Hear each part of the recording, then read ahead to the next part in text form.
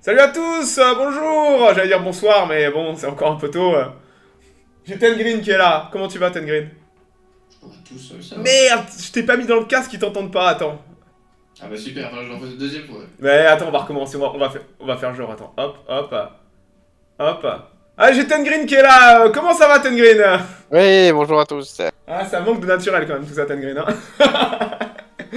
Bah ouais, et on a eu une semaine incroyable, hein. Vous savez, ouais, on est encore sur un petit nuage ici, hein. Quand vous suivez le programme depuis 2016 là ou 2017 et que vous avez vu ça la semaine dernière, on est sur le toit du monde, hein. Et SpaceX a continué à mettre pas mal de vidéos, on a eu plein de trucs qui sont sortis, donc on est plutôt bien au courant de pas mal de choses. Il y a aussi d'autres choses dont on n'est pas au courant, bah ouais, qu'est-ce que je vous dise est-ce que c'est le vol de l'année, sans aucun doute? En tout cas, j'ai jamais vu un vol spatial avoir autant d'engouement et autant de retours positifs. Généralement, les gens aiment bien, la presse aime bien taper sur SpaceX, Elon Musk et tout. Là, putain, j'ai pas vu un seul journal avoir un titre négatif. Après, comme je dis, moi je regarde pas la télé ni rien, donc je suis un petit peu déconnecté. Seulement de l'année, non. Je pense que personnellement, en termes de performance d'ingénierie, vraiment de performance pure, c'est le vol le plus important depuis qu'on a mis un pied sur la Lune, littéralement. Et il y a des raisons à cela, au niveau économique, au niveau technologique. C'est révolutionnaire, pas juste pour... C'est révolutionnaire en termes de perspective. Voilà, vous voyez? C'est comme ça qu'il faut le voir. C'est révolutionnaire technologiquement, mais ça ouvre des perspectives qu'on a jamais eues avant. C'est comme ça qu'il faut le voir. Si c'est juste pour le faire une fois, ça sert à rien. Mais ils vont pas le faire qu'une fois. Ils vont le recommencer encore et encore. J'ai quelques petits graphiques intéressants à vous montrer où vous allez comprendre pourquoi ils se font chier à faire ça. Il y a de la raison de macroéconomie derrière. Donc ouais, Ten Green, t'en as pensé quoi toi dans ton coin du vol? Ah bah ça faisait rêver, hein. Ça promet dans le futur. La vache, c'était un truc de fou. Hein. Alors ouais, on va se le re-regarder. Hein. On va pas se le faire en entier, mais on va regarder au moins les 6-7 premières minutes jusqu'à la récupération du booster. Parce que c'est vrai que c'est... Ah, c'est quelque chose, hein. C'est quelque chose. Hop là, je vais mettre le chat est là. Voilà. Hop. Je vais mettre le son dans le casque. Et on parlera un petit peu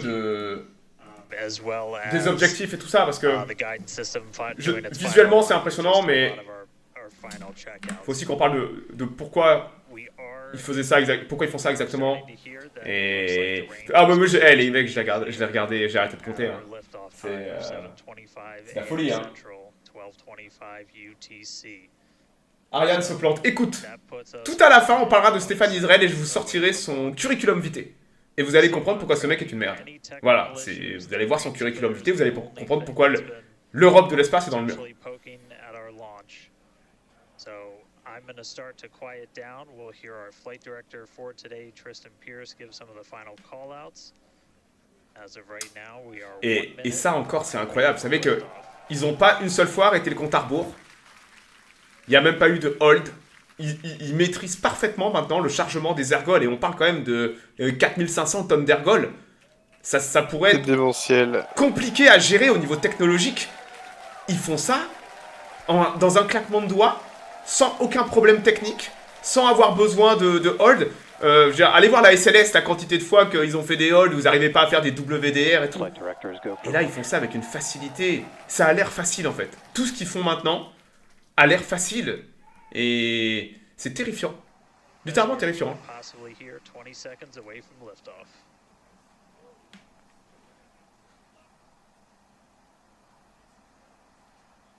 Le gars est agile en mode start-up. Ah là là, tu l'as vu aussi cette interview. Hein.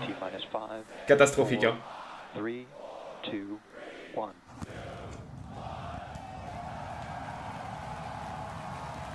Donc ça, c'était le cinquième vol. Hein. Vol 5, donc ceux qui n'ont pas suivi. On a déjà fait 5 vols de Starship. Tous les vols se sont améliorés au fur et à mesure, mais le premier vol, il n'y avait pas de système de déluge. Starship a explosé son pad, il y avait un gigantesque cratère. Comme je vous dis, ça...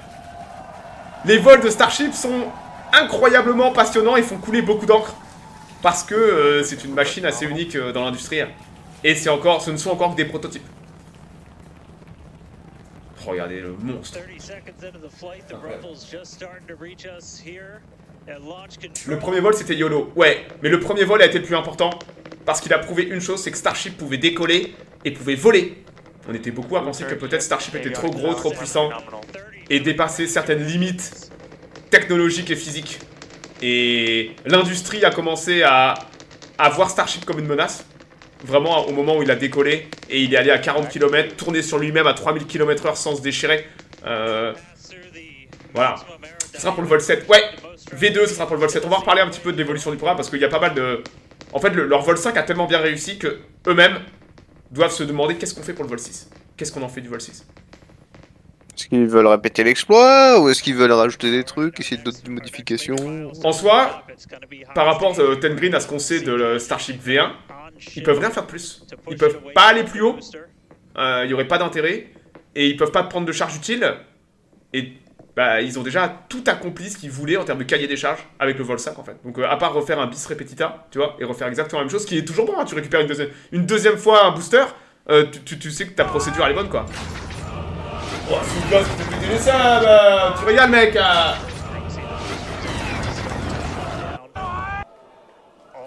Le V2 sera largement plus grand. Alors, largement, peut-être pas, mais il y aura surtout plus grand, et il y aura aussi plus de moteurs. Il y aura 2 moteurs supplémentaires sur le booster, donc on sera à 35 moteurs au lieu de 33. Et sur Starship, donc au-dessus, le deuxième étage, on aura 9 moteurs au lieu de 6. Donc Starship V2 sera fait pour aller en orbite. Donc pour l'instant, ils ne vont pas en orbite, ils vont ce qu'on appelle en suborbital. Donc ce qui est environ 200 km. Ils veulent pas aller en orbite pour des raisons techniques. C'est que s'ils font de la merde, ils se retrouvent avec un Starship à 400 km d'altitude, ça serait le plus gros débris en orbite. Ça ferait tâche. Pour moi, ils vont essayer de récupérer le Starship sur le second vol pour le prochain vol. Non, ils le feront pas. Ils le feront pas avec Starship V1. Par contre, Starship V2 sans aucun doute. Séparation. Oh là là là là, le hot stage. Le hot stage, incroyable quoi. Pour le vol 6, rattrapage du ship. Non, oubliez le rattrapage du ship sur le vol 6. Ça sera, rattraper un ship, ça se fera pas, je pense, avant le V2. En tout cas, Musk a dit pas avant 2025, sûrement Q1 2025.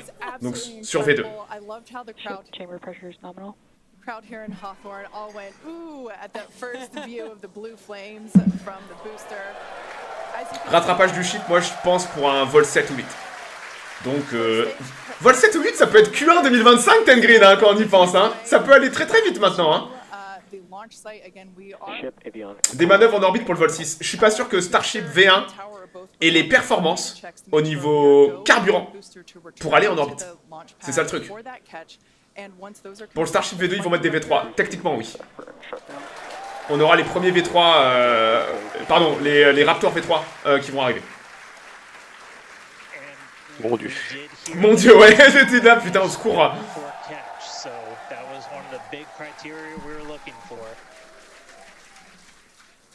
Attendez, il y a... Je crois qu'il y a une photo sympa que j'ai pas mise, mais que je veux avoir... Ah, je l'ai pas mise là. Dommage. Beautiful view here from the ship. Donc ouais, qu'ils fassent ça avec une telle facilité maintenant, vol 5, c'est là où ça paye d'avoir un programme où vous faites beaucoup de hardware, vous voyez. Vous avez le droit de beaucoup échouer, mais en échouant beaucoup, vous allez récupérer beaucoup de data, beaucoup de données qui vont vous permettre d'améliorer vos chips. C'est la mentalité de SpaceX, il n'y a que eux qui font ça dans l'industrie. Alors forcément ça fait gueuler les écolos parce qu'ils tirent beaucoup, mais ça représente, c'est visuellement impressionnant, mais ça représente rien par rapport à toutes nos autres activités humaines. Allez voir le trafic aérien, le trafic maritime, par où passent vos jolis iPhones, vous allez voir qui pollue.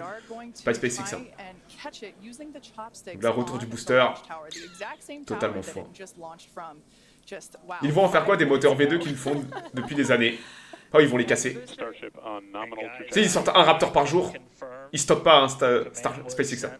Et je pense qu'ils ont déjà basculé sur le V3 depuis peut-être plusieurs mois en termes de lignes de montage et de lignes de production.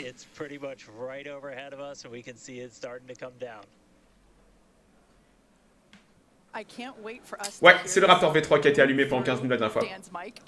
Alors 15 minutes non, c'était peut-être un V3, peut-être un V2, on n'a pas eu le détail. On n'a pas eu le détail, mais c'était le plus long allumage d'un Raptor. Ça pourrait être un V3 peut-être. Ils peuvent se permettre de casser les V2 maintenant et de récupérer beaucoup de data. En fait, ils ne fabriquent plus de moteurs, vous savez. Ils ont trop de moteurs par rapport... Ouais, c'est dingue de dire ça dans l'aérospatial. Ils ont trop de moteurs par rapport à ce dont ils ont besoin.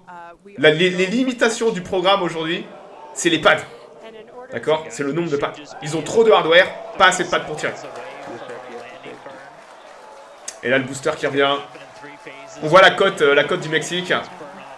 Mexique, Texas. Là, il est à 3200 km/h. 10 km d'altitude, il est à 3000 km/h. Faites les maths. Comment il va ralentir rapidement. La différence que va apporter le V3. Énormément. Au niveau logistique, surtout. Ils pourraient pas en vendre. Mais tu vends ça à qui? Et ils ont pas besoin d'argent. Hein. Oh là là là là. 71 mètres la taille du booster. Hein. Sur le papier, là, il fait 250 tonnes, sauf qu'on sait qu'il avait beaucoup plus d'ergols et qu'il était à peu près à 400 tonnes. Donc là, il fait 400 tonnes parce qu'il y avait beaucoup d'ergols à bord pour pouvoir... Alors, justement, leurs datas sont fausses, celles qui nous montrent. C'est sûrement préenregistré. Mais il y avait beaucoup d'ergols encore à bord pour pouvoir peut-être l'envoyer à la flotte Tengreen. Tu sais, s'il y avait un problème d'alignement et tout, plutôt que de le poser et de le faire péter, ils avaient... Les suppositions, c'est qu'ils avaient plus d'ergols pour l'envoyer à la mer. Incroyable, hein. Donc, on a eu, après la confirmation, qu'il y avait énormément encore d'ergols et qu'au lieu de peser, il n'était pas vide. 400 tonnes, hein. C'est un truc de malade. Hein. C'est démentiel. 400 tonnes. Les chopsticks, on pense qu'ils ont été entre autres conçus, ils avaient mis des énormes couilles d'eau pour les tester. On pense que les chopsticks peuvent monter jusqu'à 700 tonnes de poids. Pour les ingénieurs... Voilà, donc peut-être que certains se rendent pas compte, mais...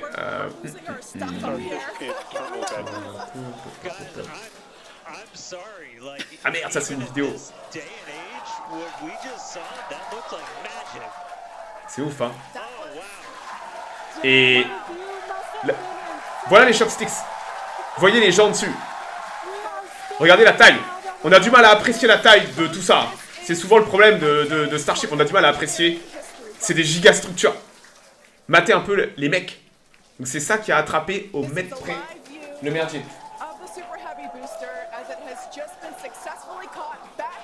Pour faire une... Oui, il y avait largement assez de carburant et d'ergol pour faire une explosion en pad. Absolument. Ils ont joué à un jeu très risqué là. Parce que, regardez, vous voyez les marques blanches? C'est encore tous les ergols qui restent. Vous voyez le gel sur le booster?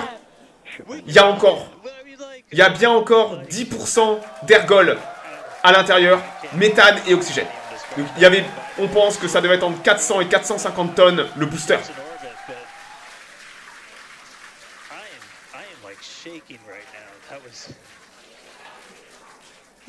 Donc ouais, ils ont posé leur booster au centimètre près. On va aller à la fin, et on reparlera de la fin parce que hier SpaceX a publié une vidéo incroyable qu'on attendait tous. On va aller directement à la fin pour aller voir l'atterrissage. On va pas faire toute la réentrée et tout. Hop, hop, hop. 58 km. Donc là, on est dessus l'océan Indien, il fait nuit. Donc là, c'est la manœuvre ventrale. 18 km d'altitude. Il est à l'horizontale et il se met à la verticale tout à la fin. Il se met à la verticale, hop, avec les moteurs allumés. Et ils l'ont posé à la flotte. La dernière fois, ils n'ont pas pu faire ça. Ou en tout cas, pas avec autant de précision parce que le flap était endommagé. On avait vu la moitié du flap s'arracher. Et ils ont besoin des flaps pour être précis. Donc ils s'étaient posés à 7-8 km de la zone. Et là, ils ont renforcé les flaps. Comme je vous dis, ils apprennent tellement qu'avec tout ce qu'ils ont tiré comme data du vol précédent, ils ont changé les tuiles, ils ont mis des nouveaux matériaux et ils ont été capables de poser le chip au mètre près. Comment est-ce qu'on sait? Il y avait une bouée avec Starlink et une caméra. Et le chip s'est posé devant la caméra. Comme pour le booster dans le golfe du Mexique. Sauf que le golfe du Mexique, c'était pas loin. Là, c'est dans l'océan Indien, les mecs. Un Tengreen, rien que le fait qu'il y ait un mec avec un bateau qui ait posé une bouée avec des coordonnées données par un ingénieur qui lui a dit « Tiens, tu poses la bouée au mètre près, ici, tu mets la caméra dans ce sens-là et tout. » C'est un truc de malade. Quoi? Non, bah, Et la c'est précision, faut se Starlink. rendre compte. Bah ouais. La précision entre les deux, hein, c'est-à-dire le booster et ça. Yeah. Et setup Starlink pour que ça fonctionne bien. Donc là, je vais vous montrer la vue du ship. Et hier soir, SpaceX nous a montré la vidéo vue de la bouée. On a la vidéo de la bouée et on voit tout l'atterrissage. Enfin, l'atterrissage, l'amérissage.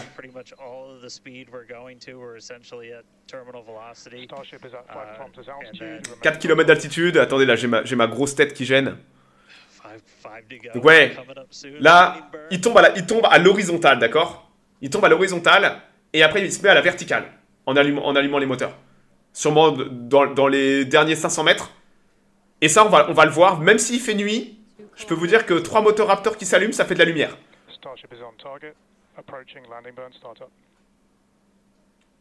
So keep an eye on. Donc là, c'est l'atmosphère vous voyez la vitesse qui descend, c'est l'atmosphère plus vous descendez bas, en altitude, plus l'atmosphère est dense. Donc ils utilisent la physique terrestre simplement pour ralentir leur ship.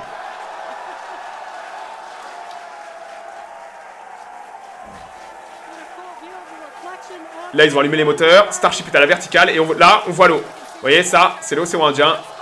Il va à la flotte, et vous allez le voir basculer, parce qu'il est à l'eau, quoi. Et là, il bascule, et là, on va avoir le choc quand il heurte l'eau. Boum! Incroyable. Vous avez vu l'atterrissage? Maintenant, on va aller voir la bouée, cette bouée-là qu'on voit. Mais on va aller voir la vue de la bouée où on voit le ship qui descend. Donc ça, ils nous l'ont montré hier.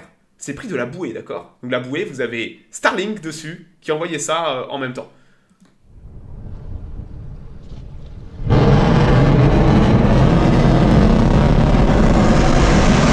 Et voilà, Starship qui redescend avec la flotte. C'est incroyable. C'est le choc thermique qui a fait que Starship, pas du tout. C'est qu'il y a encore des ergols à bord, et quand il a percuté, il n'est pas fait pour être à l'horizontale ni rien. Et là, on passe sur la bouée. Après, voilà. Et après, on va repasser sur la bouée. Ça a juste explosé. Tu sais, il y a beaucoup d'explosifs à bord.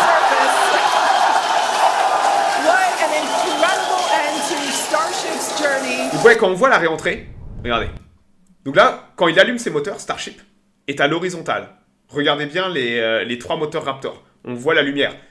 Et on va même avoir dans les frames... Attendez. Stop. Est-ce que vous voyez... Regardez. On voit Starship qui est à l'horizontale.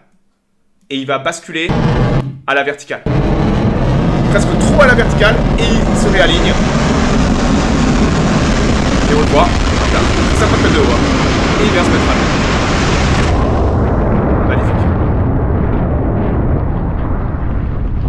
Et après, il noie les moteurs. Et on voit encore les restes de la réentrée. Là, regarde Tengreen, ça c'est des tuiles. On voit la silhouette de Starship. Et on voit les tuiles de la réentrée qui sont encore un peu carbonisées. Ou en tout cas, elles ont pris chaud. Et on voit encore très légèrement, très légèrement. Très légèrement, mais on voit les flaps. On voit les flaps sur les côtés. Et on voit le ship. Mais très très impressionnant. Hein. Donc ça, ils l'ont montré hier. Et c'est vrai que c'est une énorme réussite. Parce que c'était ce qu'ils voulaient faire dans le programme, en fait. Sur les premiers vols, ils voulaient pas aller en orbite tout de suite, ils voulaient faire du suborbital. Et ils veulent à tout prix apprendre le plus tôt possible à récupérer le booster, à récupérer le ship. Et c'est ce qu'il y a peut-être de plus complexe, en fait, sur le moment, parce que personne ne l'a fait avant. Et là, ils viennent de réussir une étape totalement folle, avec le booster, mais aussi avec le ship. Les poser, c'est une chose, mais les poser au mètre près et les récupérer, c'est totalement dingue. Donc ouais, on a regardez, j'ai quelques jolies photos qui ont été prises par des amateurs et des pros. Donc tout ça, c'est pris généralement à 7-8 km, c'est la zone d'interdiction. Donc déjà, les tailles, le gigantisme... Dès que la tour 2 sera prête, ouais, il va falloir d'abord finir la tour 2, qui va prendre un petit peu de temps encore quand même. Donc ouais, ils vont récupérer à terme, avec les tours, ils peuvent récupérer les deux sans problème, le booster et le ship. Hein. Oh, les photos sont incroyables. Hein. Il n'y a pas encore un Starship V1 de disponible, absolument. C'est le problème, c'est qu'ils ont tout accompli leurs objectifs, à leur grande surprise. Hein. Comprenez que récupérer le booster, je pense que beaucoup de gens même chez SpaceX, parmi les ingénieurs, ne pensaient pas y arriver du premier coup. Ils s'étaient, je pense, réservés, même Elon Musk avait dit sûrement peut-être à la 3e tentative. Je pense que peu de gens à SpaceX pensaient que ça marcherait du premier coup. Et ils ont fait ça de façon incroyable. Donc là, ils sont un peu en avance sur leur programme. Tu sais que Ten Green à la NASA, il y a un mec de la NASA qui a dit que, parce que donc qui bosse avec SpaceX, hein, rappelez-vous que la NASA suit de très près tout ça, puisqu'ils sont en contrat avec SpaceX pour presque 4 milliards de dollars pour l'atterrisseur lunaire. Donc la NASA supervise avec beaucoup d'attention tout ça. Et un mec de la NASA disait, bah en fait, ils avaient dit qu'ils allaient tenter de récupérer le booster vol 6, et puis les datas étaient tellement bonnes vol 4 qu'ils nous ont dit, on va tout tenter vol 5. Putain, bah ouais, bah, ils ont raison de tester. Mais le problème, c'est que maintenant, ils avancent trop vite, quoi. Mais ils se retrouvent avec le problème, c'est que là, à l'instant T, bah, S30 et B12 ont volé, mais on a S30 non, on a S32. Non, attendez, j'ai mes production status. Voilà, non, hop, je vais virer ça. Voilà, regardez où on en est. Donc là, on a S30 qui a volé, on a S31 qui est un Starship V2, un V1, et on a S33 qui est le premier V2. Et on a S31 et B13 qui sont prêts. Comprenez là que là, à l'instant T, ils peuvent revoler.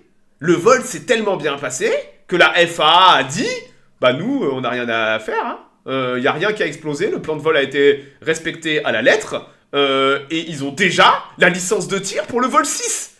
S'ils veulent faire la même chose. Et la question, c'est qu'est-ce qu'ils peuvent faire de plus par rapport au design de ce Starship V1.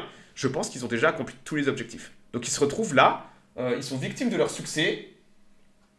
Peux-tu nous mettre le lien de l'atterrissage via la caméra de la bouée? Le lien de l'atterrissage? Tu vas sur Twitter. Tu vas sur Twitter et tu vas sur le SpaceX de Twitter. Tu vas sur le Twitter de SpaceX et ils mettent toutes les vidéos, toutes leurs vidéos avec toutes leurs cams. Donc ouais, ils ont un Starship V1. Alors c'est intéressant parce que d'habitude Musk, par exemple la dernière fois, vol 4, quasiment 2 jours après, Musk il avait dit la prochaine fois on l'attrape, le booster. Tout le monde était là, pardon. Vous êtes sûr que vous voulez pas retenter une autre fois dans le golfe du Mexique? Et Musk avait dit ça 2 jours après, quoi. Et là, Musk a absolument rien dit. En fait, je pense, Ten Green, que chez SpaceX, ils savent pas encore ce qu'ils vont faire. Ou alors, ça doit discuter ferme en ce moment sur si on fait un autre vol avant la fin de l'année, parce qu'ils peuvent. Qu'est-ce qu'on fait? On retente un truc du booster? Quel est l'intérêt de refaire un vol? Parce que ça coûte cher de faire voler ça. Hein. Est-ce que c'est pas plus simple de le ferrailler et d'attendre peut-être la début d'année prochaine le V2 pour tenter de faire de l'orbital, peut-être une récupération de Starship et du booster, attendre que le deuxième pad soit fini. Parce que eux sont pas juste là pour faire des vidéos, hein. Ils ont un programme très précis avec des feuilles de route, et s'ils sont en avance sur leur programme, parce que je pense qu'ils sont en avance sur leur programme grâce à ce vol, voilà quoi. C'est quoi la boule capsule au milieu du Starship? Ce sont les réservoirs. C'est un éclaté de réservoirs. Dessous, t'as l'oxygène liquide. Au-dessus, attends, je vais te le montrer. J'avais prévu le coup si quelqu'un me posait une question un petit peu technique. J'ai mon infographie. Voilà, donc ce que tu vois, ce que t'appelles les boules, c'est le réservoir de méthane liquide qui est plus petit que le réservoir d'oxygène liquide. Voilà, c'était simplement ça. Hop. Donc ouais, donc ils sont un petit peu, ils sont peut-être potentiellement un peu emmerdés d'avoir aussi bien tout réussi, d'avoir tout prêt pour voler encore plus, parce que qu'est-ce qu'ils font pour un vol 6? Je vois pas ce qu'ils peuvent faire plus. Donc c'est à part affiner peut-être la récupération, mais ils ont résolu le problème de colmatage avec l'oxygène. Bah écoute, je crois, j'espère, hein, en tout cas, vu les vols, je pense que c'est pas mal, hein. Donc ouais, on a des vidéos assez dingues, prises par des amateurs. Regardez les nuages et l'onde de choc au moment où il va passer le mur du son. Regardez les nuages à gauche. Regardez bien les nuages. On voit l'onde de choc qui passe dans les nuages. Première fois. Et deuxième fois. Incroyable.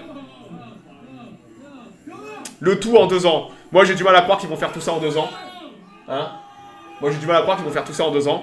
Mais SpaceX a cette habileté à nous surprendre. Pour moi, il n'y a pas d'avance. Si, il y a d'avance. Bien sûr que si. Le programme de la NASA, il est absurde. Hein, la timeline de la NASA pour Artemis, elle est absurde. Elle est mensongère, elle est absurde. Et rien de ça ne sera prêt à temps. Voilà, donc écoute pas les mecs qui te disent ils sont pas en avance. Si, ils sont totalement en avance. Sur là, ils ont un vol, voire 2 vols d'avance par rapport à ce que la NASA prévoyait. Par contre, c'est le programme Artemis entier qui est une absurdité en termes de délai. Et c'est vrai que, comme tu dis, il y a des trucs de dingue à faire. Moi, je les vois pas faire ça en 2 ans. Il va falloir peut-être 3, 4 ans. Peut-être que j'ai tort, hein. Mais le programme Artemis, le planning de Artemis va être tenu, mais bien sûr que non, il va pas être tenu, le programme Artemis. C'est des politiciens qui font ça. Et si vous ne me croyez pas, allez voir tous les rapports du GAO, Government Accountability Office, sur le sujet. Ils vont tous vous dire que c'est intenable. C'est intenable. Et ça l'est. Donc ouais, pour SpaceX, je suis déjà surpris que le programme aille aussi vite et aussi bien. Tout simplement. C'est déjà assez incroyable. Donc ouais, on a des vidéos de zinzin. Là pareil, hein. Quand on avait eu le live, on avait l'impression que ça touchait la tour à cause de la perspective. Et c'est vrai qu'en fait, quand on regardait bien cet angle, pas une seule fois Starship approche de la tour. Hein. Il fait ça parfaitement. Il vient se mettre comme une fleur. On sera là avant les Chinois, à ton avis? Peut-être, ouais. Peut-être que je pense qu'il y a de la politique et beaucoup d'argent derrière. Mais de façon réaliste par rapport à la technologie et au rythme technologique, Artemis ne fait aucun sens. Je serais même pour annuler le programme, moi. Parce que c'est un gouffre Afrique inutile. Se reposer sur la SLS qui vaut 4 milliards le tir, c'est absurde. Incroyable, hein. Donc ouais, le fait qu'ils aient réussi ça du premier coup avec la fluidité. Peut-être que certains n'avaient pas vu toutes ces vidéos. Donc ça, c'est les caméras de SpaceX. Hein. Directement de la tour. La fluidité est absurde. En fait, on a l'impression que c'est lisse. Tellement, c'est pas saccadé. Il n'y a pas de... Regardez ça.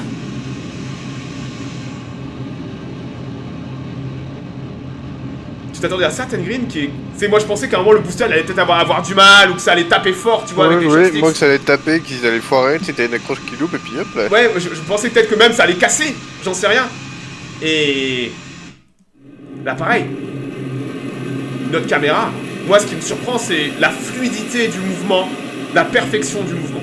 Je ne comprends pas. Regardez ça, on a l'impression qu'il rentre au ralenti, qu'un mec le porte et le met comme ça. Et hop. Et on voit bien, regardez à la fin, vous avez un truc pour encaisser sur les chopsticks. Tu vois les 2 rails. Ouais. Les 2 rails, tu vois, qui s'abaissent. Ouais, ils encaissent le choc pour les chopsticks en fait. C'est des mini chopsticks dans les chopsticks. Regardez, hop. Et vous l'avez. Et hop, ils s'abaissent pour encaisser le choc.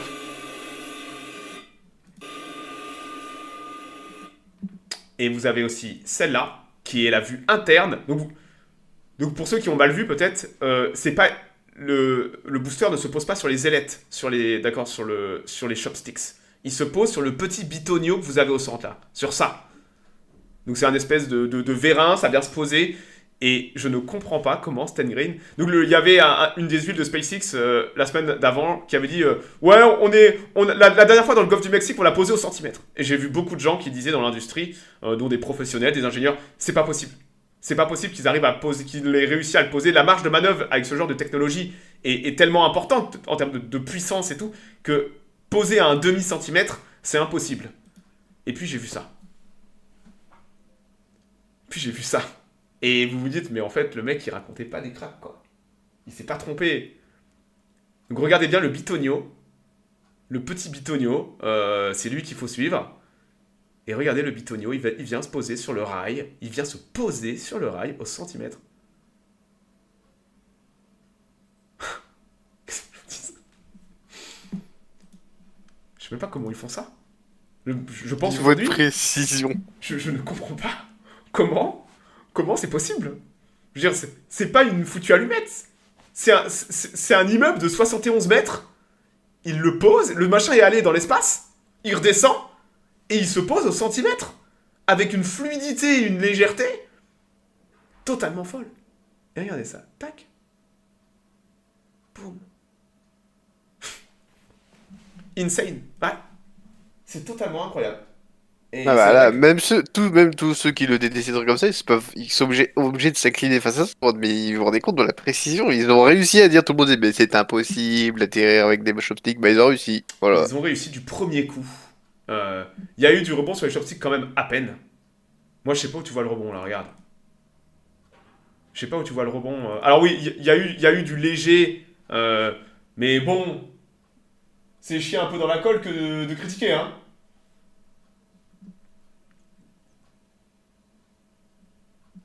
Ouais, comme tu dis, 10 centimètres. Déjà, moi, un demi-mètre. Déjà, moi, un demi-mètre, je trouvais ça fou. C'est déjà un demi-mètre, on parle d'un booster, un booster de 400 tonnes, quoi. Déjà, un demi-mètre, je me disais, mais déjà, un demi-mètre, c'est dingue. Un demi-centimètre, j'y crois pas. Mais là, ils sont peut-être à quelques centimètres. Mais c'est la performance. Pour ceux qui sont intéressés, regardez. Il y a un mec qui a fait une vidéo intéressante sur les chopsticks. Regardez bien.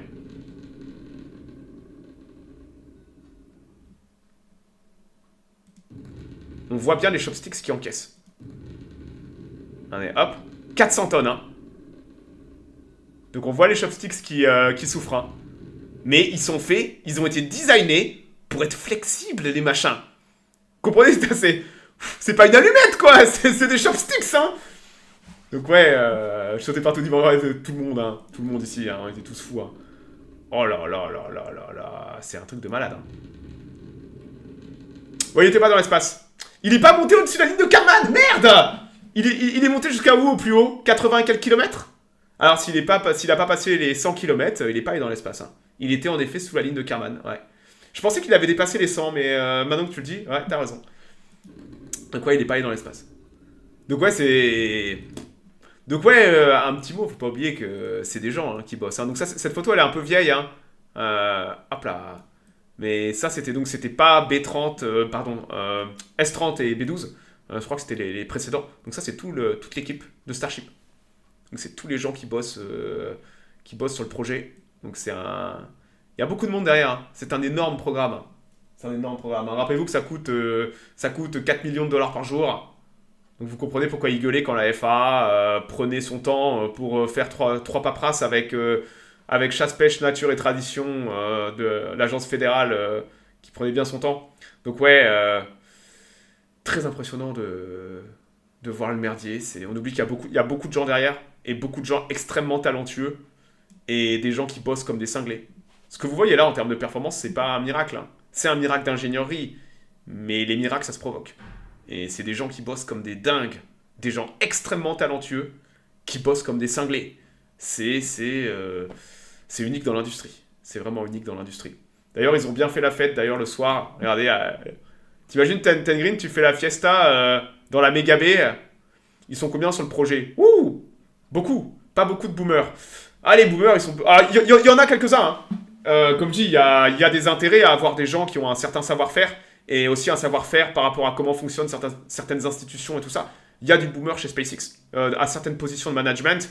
Il y a des anciens de la NASA et tout ça. Il y a des gens qui sont là pour les relations publiques. Comme je dis, vous voulez avoir des gens avec des carnets d'adresses qui connaissent la politique et vous n'allez pas demander à des gens qui ont 20-25 ans d'aller au Congrès et de gérer une commission d'enquête au Congrès et tout ça. Vous voyez, vous allez demander à des gens qui connaissent le milieu et tout ça. Donc vous avez des gens qui ont un bagage de compétences très spécifiques à certains milieux de management chez SpaceX.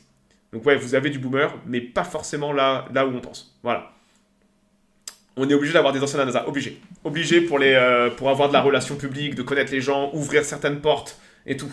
N'oubliez pas que c'est un milieu très politique, ce dont on parle là, avec beaucoup d'argent. Pour vous donner un autre exemple, je vois souvent des gens qui disent SpaceX, ils ont leur subvention et tout. Hier, c'est passé sous les radars, mais SpaceX a remporté un gigantesque contrat avec les Space Force. Donc les Space Force, elles choisissent, elles ont ce qu'on appelle des phases, phase 1, 2, 3, là on est sur la phase 3, tranche 1. SpaceX avait déjà tiré pour la tranche 0, et pour la tranche 1, Ten Green, tout le monde, tous les habituels roublards voulaient participer. T'avais ULA avec la Vulcan, t'avais la New Glenn de Jeff Bezos, sauf que la New Glenn n'est pas encore validée, donc les Space Force ont dit pop, vous pouvez rentrer dans la compétition que si la New Glenn est validée 2 fois. Donc la New Glenn a été dégagée, Et donc c'était pour 8 tirs. 8 tirs. Hein. Comprenez que les Space Force payent très cher. Elles sont prêtes à payer plus de 100 millions de dollars un tir, simplement parce que elles veulent le confort de tout contrôler, de tout décider, de A jusqu'à Z, sans aucune interférence. Les Space Force ont beaucoup d'argent. Donc c'est toutes les compagnies du New Space veulent bosser avec les Space Force parce que c'est des contrats extrêmement juteux. Et bah là, SpaceX, ça a été annoncé hier, ils ont raflé les 8 tirs sur 8. La Vulcan n'a même pas remporté un seul tir. Ten Green. 8 sur 8. C'est 733 millions de dollars. C'est énorme. Et ça commence à poser problème que... On est là, non mais les mecs, faut au moins donner un petit tir à ULA. Alors, les Space Force ne disent pas pourquoi la Vulcan n'a pas été gardée. Les Space Force n'ont aucun devoir de transparence sur ça. C'est un de leurs avantages. Ils font ce qu'ils veulent avec leur budget. Et c'est vrai que c'est la première fois qu'on voit les Space Force qui partent sur 100% pour SpaceX et 0% pour ULA. C'est quoi qui envoie dans l'espace? Là, c'était des tirs pour une orbite très spécifique. Donc ça sera... C'était 8 tirs de Falcon 9. 8 tirs de Falcon 9. Et je pense que la Falcon 9 était plus intéressante que la Vulcan. Et comme il n'y a pas assez... En fait... Ce que je pense comprendre, Ten Green, c'est qu'il n'y a pas assez de Vulcan de disponible. Et que peut-être ils veulent garder la Vulcan pour d'autres orbites plus intéressantes que ça. Et que la Falcon 9, bah, en fait, était la seule disponible sur le marché. Donc ils ont dit, bah, on va prendre tout l'autre Falcon 9. Je pense qu'ils veulent. Et comme SpaceX a des Falcon 9 à plus savoir qu'en faire, bah, ils peuvent facilement passer commande pour 8 tirs. Alors que n'importe quelle compagnie, vous imaginez là, vous allez voir Ariane 6, vous demandez à Ariane Espace, j'ai besoin de 8 tirs. Ils vont vous regarder, on n'a pas les fusées. Voilà. Qu'ils annoncent parce que oui, ouais, absolument. La New Glenn, c'est bien beau. Moi, j'attends que Blue Origin soit en orbite. Ça fait 25 ans, les mecs, qu'ils sont là à glander. Moi, j'attends de voir la New Glenn en orbite. Et après, on verra. Voilà. Falcon 9, c'est des satellites. C'est des fusées. La Falcon 9, c'est des fusées. Regarde. Ah, malheureusement, là, je vais vous montrer pourquoi... On va reparler de Starship. Mais pourquoi... On pourrait se poser la question de quel est l'intérêt. Pourquoi est-ce qu'ils veulent à tout prix déjà réutiliser Starship? Est-ce que ça serait pas plus intéressant d'amener des charges utiles en orbite? Donc de rusher du V2 et commencer à mettre des satellites Starlink en orbite? La question, elle se pose, Ten Green. Pourquoi ils se font chier dès le début du programme avec la réutilisation? La question se pose. Ah, parce qu'ils veulent pas se la retaper après. Ils veulent le faire directement. Exactement. Voici tous les tirs de Falcon 9. Depuis 2010 jusqu'à 2024. Et oui, SpaceX a tiré 100 fois cette année. Voilà.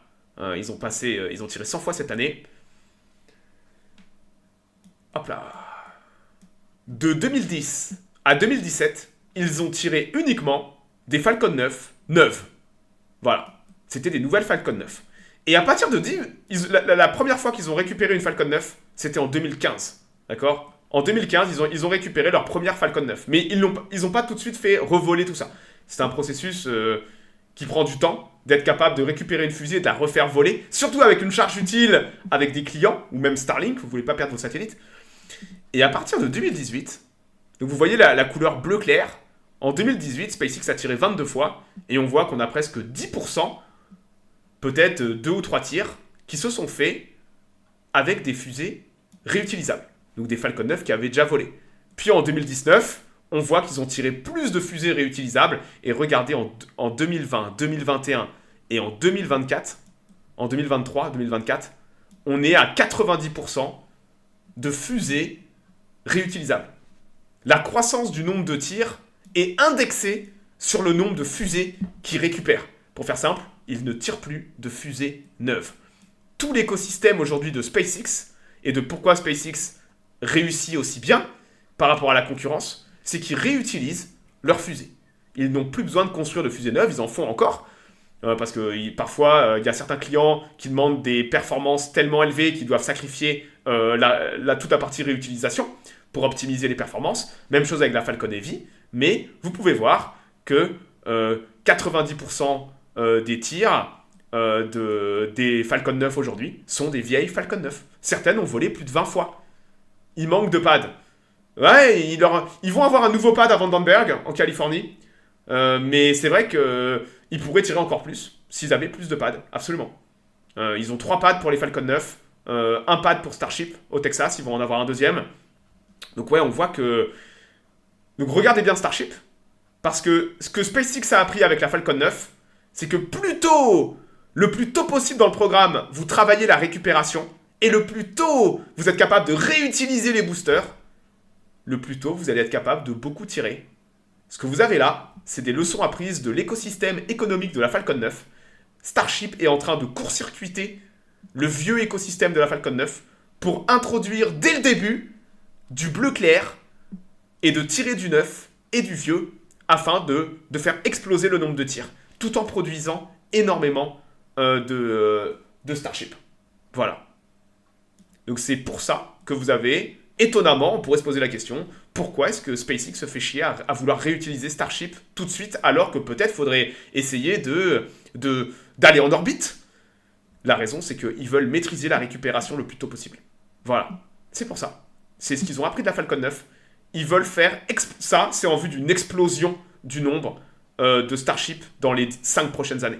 Il y a un moment où ils vont tirer peut-être 1 ou 2 Starships par semaine, et des Starships qui ont déjà volé, et c'est tirer. Voilà. Donc ouais, le but va être... C'est simple, c'est une logique économique. Hein.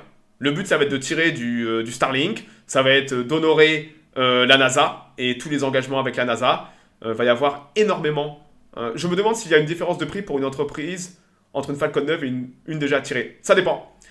Si tu considères qu'en termes d'écosystème aujourd'hui, des tirs, SpaceX fait du 70-30. Ils tirent 70% pour Starlink, donc c'est leur propre argent. Donc le fait qu'ils tirent sur des fusées qui valent plus rien fait s'effondrer le prix de Starlink. Et les 30%, bah, c'est des clients privés. SpaceX peut se permettre, par exemple, Galileo. Tu sais que récemment, la Commission européenne a utilisé SpaceX pour tirer 2 satellites Galileo parce que Ariane n'est pas disponible. Donc, elle sert à quoi ces fusées? Ça sert à tirer des charges utiles, des satellites. Écoute. Donc ouais, la Commission européenne a utilisé 2 Falcon 9 pour tirer des satellites Galileo. Ils ont payé 180 millions d'euros. 180 millions, ça fait 90 millions par Falcon 9. Et rappelle-toi, Ten Green, qu'ils avaient utilisé,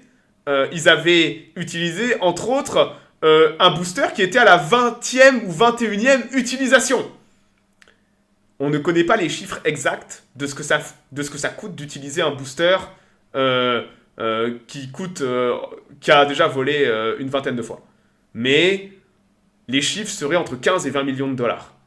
Donc pour faire simple, la Commission européenne a payé 90 millions et SpaceX, ça va lui coûter, allez, 30 millions. Grand max. Ça fait du 60 millions de bénéfices. Voilà. Donc ouais, en termes d'écosystème, ça devient extrêmement intéressant de commencer à faire du réutilisable. Il faut du temps pour rentabiliser le réutilisable. Je crois que c'était Tory Bruno, le patron de ULA, il avait dit SpaceX n'arrivera pas à rentabiliser avant 10 vols. Et à l'époque, c'était quand ils étaient à 1 ou 2 vols, tu vois, Ten Green. Donc les mecs disaient, ils n'arriveront jamais à faire voler le même booster 10 fois. Et aujourd'hui, on a des boosters, pas mal de boosters qui sont à plus de 15. Voilà. Donc ouais, on est sur des... voilà pourquoi l'explication qu'ils sont plus intéressés par la récupération de Starship à court terme que d'envoyer des charges utiles en orbite.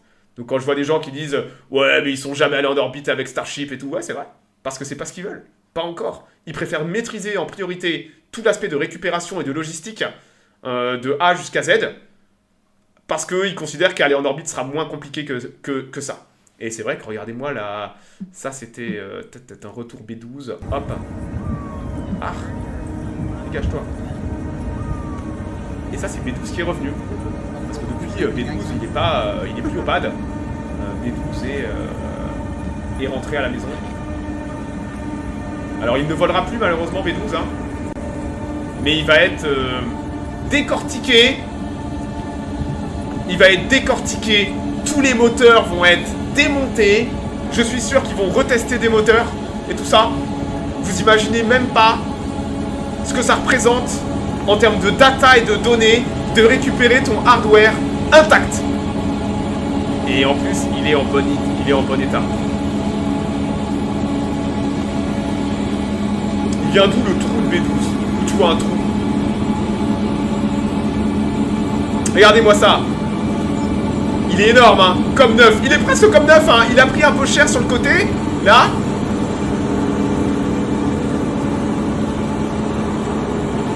Mais il est en bon état. Et l'important, c'est les moteurs. Ah, il est gigantesque, hein. 71 mètres de haut. Ouais, il y a une petite pièce qui s'est détachée, mais ils vont apprendre. Le fait qu'ils le récupèrent intact, donc ils ont la data du vol, et en plus la fusée est revenue. C'est le meilleur de deux mondes, vous voyez. Donc incroyable, quoi. Et... Ouais, ça c'était B12 sur la rail. Donc, ça c'est pris de la caméra des rails. Donc vous voyez le petit bitonio là que je vous disais. Il y en a que 2. Donc Starship est en équilibre avec le petit bitonio. Tu imagines, Tengreen, ce machin là, supporte 400 tonnes. Oh la vache. Il y a eu des tuyères déformées. Ouais, je vais les montrer. Avec les contraintes thermodynamiques de la réentrée à 4000 km/h, il y a eu un paquet de tuyères aussi déformées. Donc ça c'est Starship suspendu. Regardez. Les tuyères extérieures qui, elles, se sont arrêtées de fonctionner. Parce que pour faire la récupération, vous avez besoin des 13 moteurs centraux, 10 extérieurs, les 3 à l'intérieur, là, qui sont allumés. Et vous pouvez voir que, sûrement le choc chaud-froid et le souffle à 4000 km/h, ça a déformé les tuyères extérieures. Les tuyères, vous savez quoi, vous vous en foutez. Les tuyères, c'est pas grave, ça se change. Voilà. L'important, c'est le moteur qui a derrière la tuyère. La tuyère, ça se change, c'est pas un souci. Donc, est-ce que... alors, bon, on va supposer que les Raptors sont en bon état, puisqu'on a eu les premiers retours de mecs qui disaient...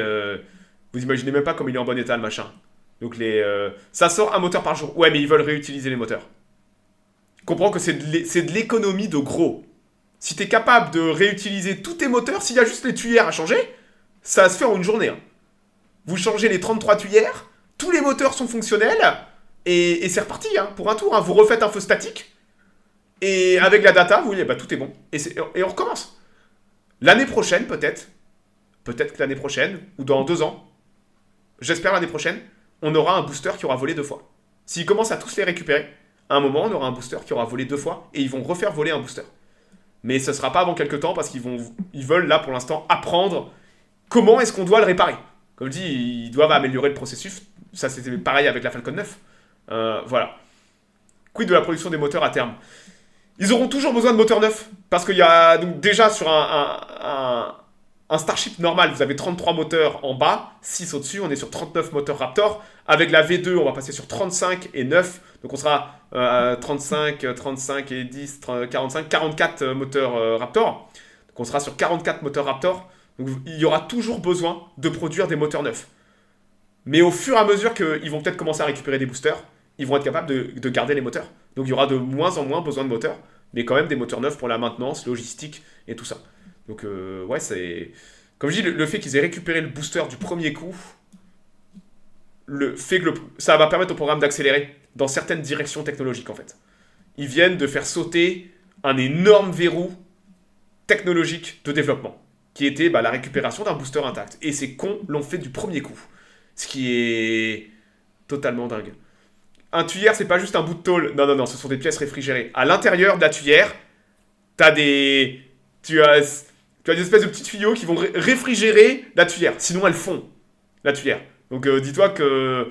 Mais, le plus important reste le moteur. Tu peux bousiller ta tuyère et garder ton moteur intact. Voilà. Donc, la tuyère, les tuyères valent cher, mais pas autant que les turbopompes et l'ensemble du moteur Raptor qu'il y a derrière. D'accord, c'est une pièce, c'est une des pièces finales du moteur. Mais ça se change. Ça se change. Donc ouais, ce sont des pièces réfrigérées. Tout ce que vous voyez là, c'est de la haute technologie. Hein. C'est de la super haute technologie. Un moteur Raptor, c'est 1 million. Voilà. Et Ferdario, merci pour tes 11 mois. Donc ouais, c'est beau. Bon joujou. Pour vous donner un ordre de comparaison, il y a un des moteurs là, c'était le numéro 314. Alors ils avaient rigolé parce que c'était le Raptor numéro 314. Donc ils ont fait 314 Raptor et 314 c'est pi Pie en anglais, ça veut dire une part de tarte. Donc vous aviez une part de tarte dessinée sur le moteur Raptor. Le sens de l'humour de SpaceX. Ten Green, tu te rappelles de combien ils ont fait de toute l'ère des navettes spatiales? Combien ils ont fait de moteurs RS-25? Combien ils ont produit de moteurs RS-25? Même pas une cinquantaine. Même pas une cinquantaine. De tout l'ère de la navette spatiale, ils ont même pas produit 50 moteurs. C'est pour vous dire, quand je vous dis que c'est de la bijouterie, de la joaillerie technologique et que c'est de l'artisanat, de tout le programme de la navette spatiale, qui a duré quand même plus de 40 ans, voire 50 ans, vous avez... 40 ans, allez, on va être large. Ouais. Vous avez 50 moteurs qui sont sortis des chaînes de montage. SpaceX, là, ils ont déjà fait 314 Raptor et on est déjà sûrement à 350. Ils peuvent sortir un moteur par jour. Voilà. C'est un truc de fou. Donc ça vous donne un peu les... Ils font du Fordisme, ils font des voitures avec du spatial. Et les voitures, vous voulez en faire toujours le maximum possible pour faire descendre les coûts de production. Voilà.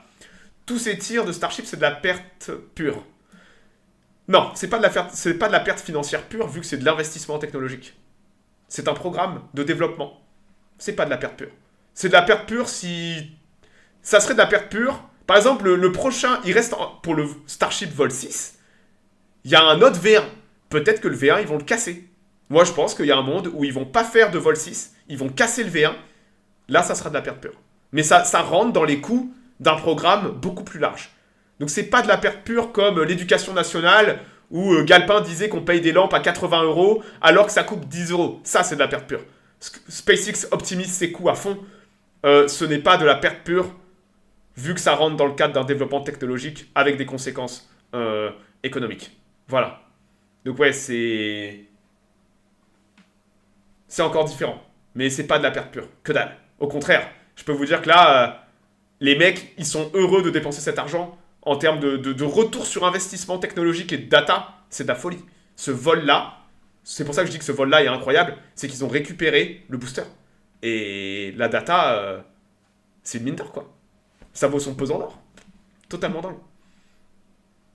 Ouais, les vues sont superbes. Eh, il n'y a pas d'intermédiaire. Il y a des intermédiaires, Galpin, mais les intermédiaires sont strictement choisis, entre autres au niveau des coûts. Voilà. C'est pas du secteur public. Il y a SpaceX fait beaucoup d'efforts pour faire baisser ses coûts, justement. Donc en faisant tout à la maison, ou alors en passant par des intermédiaires, mais eux-mêmes font en sorte que l'intermédiaire se gaffe pas. Voilà. SpaceX est en train de tuer la concurrence. Sa concurrence, oui. C'est un terrible constat. Et je suis un SpaceX fanboy, et ça, c'est un des problèmes. Mais SpaceX est en train de tuer sa concurrence, absolument. Et Starship n'est pas encore opérationnel. Quand Starship va être opérationnel... La seule façon pour la concurrence d'exister, ça va être de faire du contrat institutionnel comme Ariane 6. Ariane 6, plus personne ne passera par Ariane 6 en termes de compétitivité. La seule façon pour Ariane 6 de récupérer des contrats, ça va être de tirer pour la défense européenne, pour des institutions européennes, et sinon ils ne sont pas compétitifs. Ils ne sont pas compétitifs. SpaceX, tu résumes bien, SpaceX est en train de détruire... la concurrence. Combien d'années avant que la loi antitrust ne s'applique? Alors en fait, tu sais Azad qu'une loi antitrust s'applique quand non seulement tu es en situation de monopole, mais que surtout tu empêches les autres d'innover, de progresser en usant de ta position de monopole. SpaceX n'a jamais utilisé sa position pour faire chier ses concurrents. Au contraire, SpaceX est très enclin à aider ses concurrents, à tirer pour ses concurrents. Il tire Sinus, la capsule Sinus de Northrop Grumman, qui est un concurrent. Ils tirent littéralement leur concurrent. La capsule Sinus, qui ravitaille l'ISS, c'est la concurrente de Crew Dragon. Mais SpaceX est prêt à prendre l'argent, ils tirent pour leur concurrence. Ils ont mis en orbite OneWeb.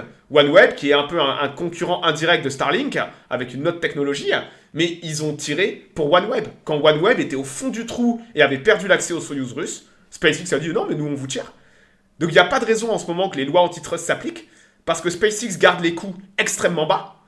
Et c'est ça le truc. Ils gardent leurs coûts bas, et en termes de comportement éthique dans l'écosystème, sont prêts, sans aucun problème, à favoriser l'écosystème global. Peut-être qu'un jour ça va changer. mais pour le moment, c'est pas ça. Ouais. Et une loi antitrust, par exemple, est valable quand ULA à la base, c'est Boeing et Lockheed Martin qui s'étaient alliés. Là, il y avait eu des lois antitrust.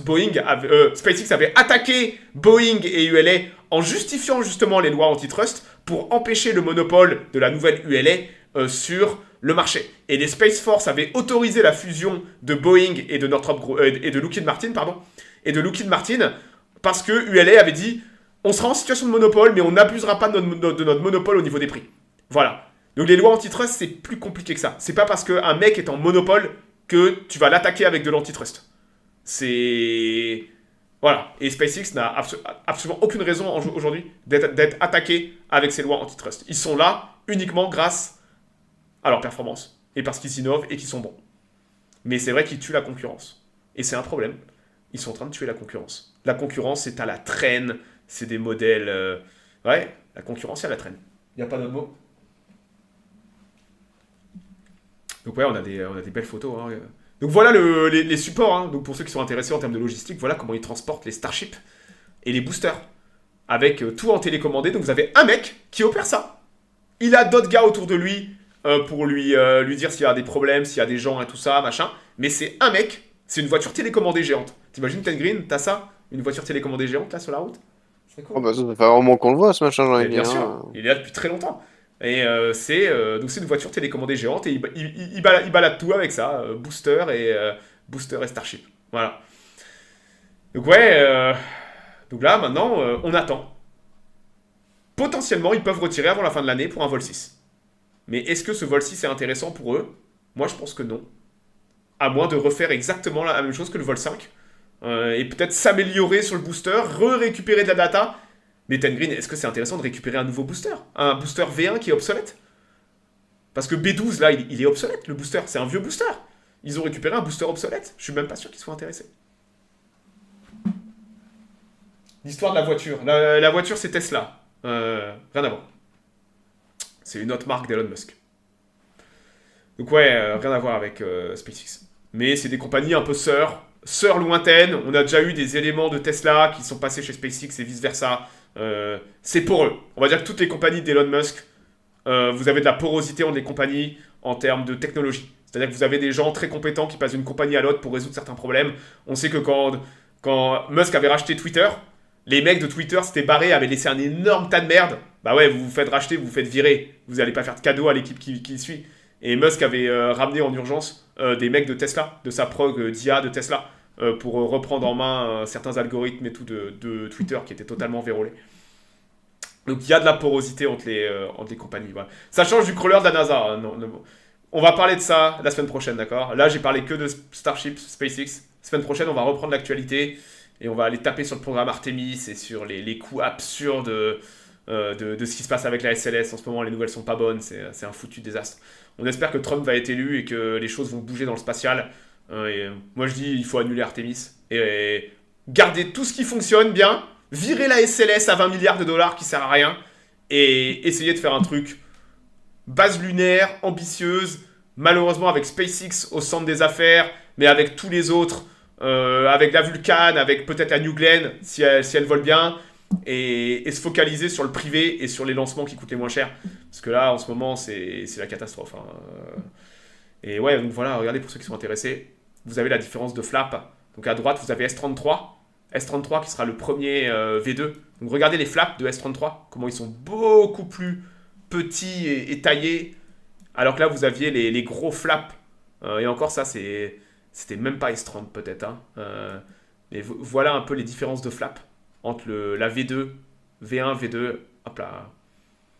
Il en pense quoi le boss d'Ariane Espace? Écoute, vu que tu parles de ce bon Stéphane Israël, voici le CV de Stéphane Israël. Ten Green, connais-tu le CV exact de Stéphane Israël?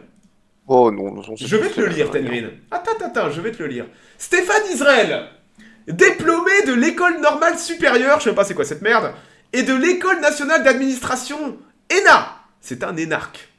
Donc c'est un bureaucrate et un technocrate de formation. Stéphane Israël a passé 6 ans à la Cour des comptes. Ten Green, c'est un bureaucrate de la pire espèce. Hein.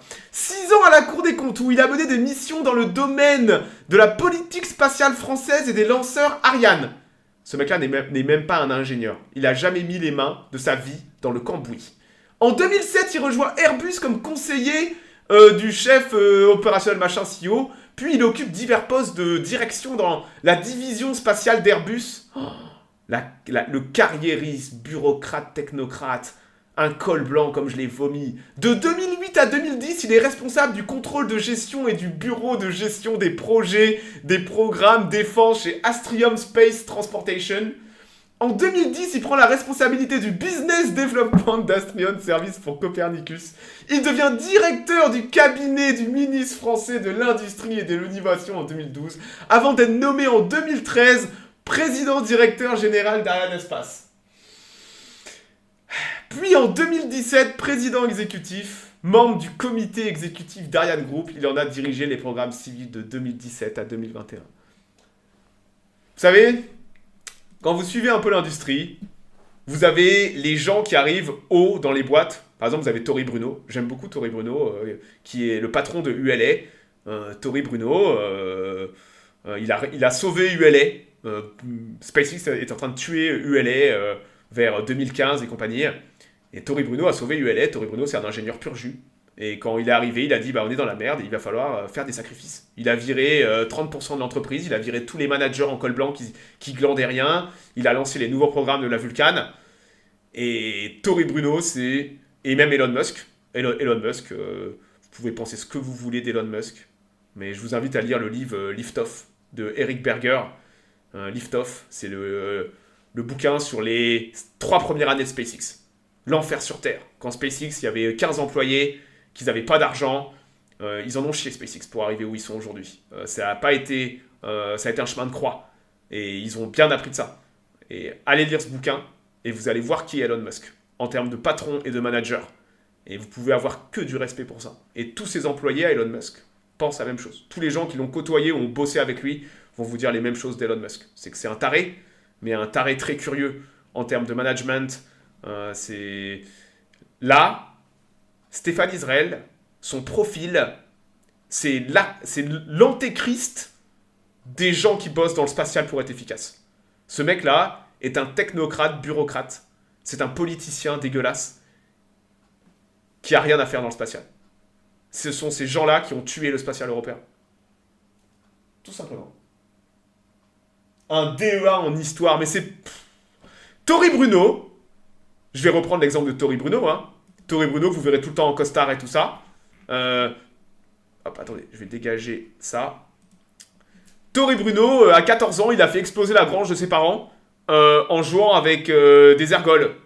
Il a essayé de faire du carburant pour fuser dans la grange de ses parents et il a fait exploser toute la grange. Il a eu de la chance de survivre. Mais voilà le genre de personnage qu'il faut.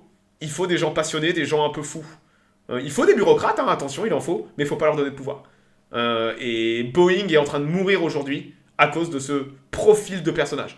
Ariane Espace est en train de mourir aujourd'hui à cause de technocrates énarques comme Stéphane Israël. Ces gens tuent le spatial.